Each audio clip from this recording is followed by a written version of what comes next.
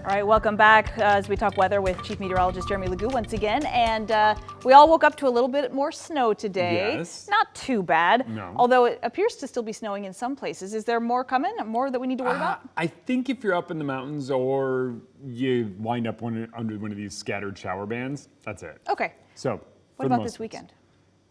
Maybe.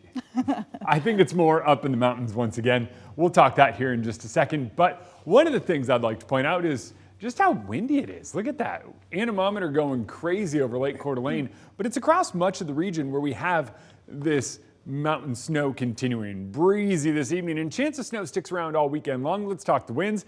Today, wind gusted at about 35 to 40 miles per hour, pretty widespread. That wind dies down this evening, but tomorrow we see some stronger gusts, especially down in southeastern Washington. I think that's where the bulk of this is.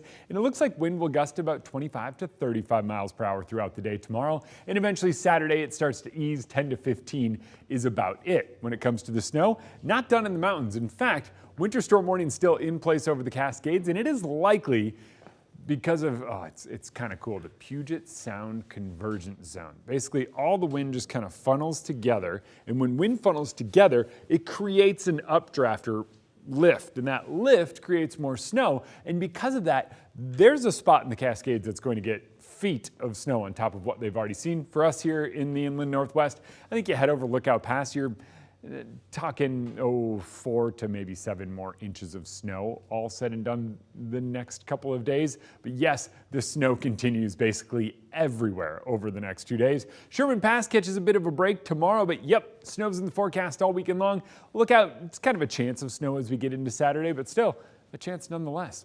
There's our frontal boundary that just went through. Back behind it comes our next storm system.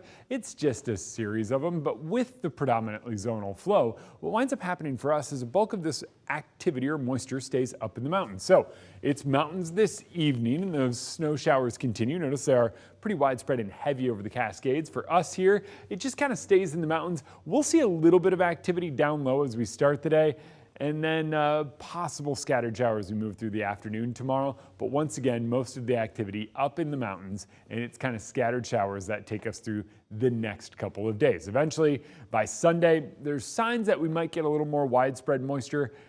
It's not great, but it's there. It's one of those ones where I go, maybe not. But hey, it's there nonetheless. Through Saturday, what we're looking at in terms of snow, about 4 to 7 over Lookout Pass tomorrow and Saturday. Tomorrow, I think if we take away Saturday's snowfall in Lookout Pass, you're talking 3 to 6 inches of snow.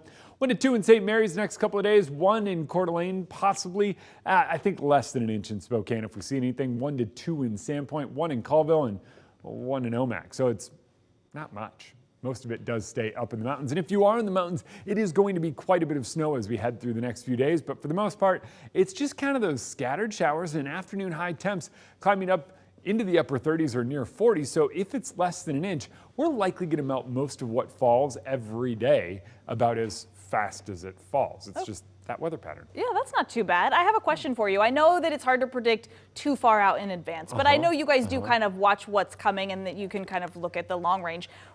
Is there like a turning point in March that we can be looking forward to when we might actually get some like spring type weather?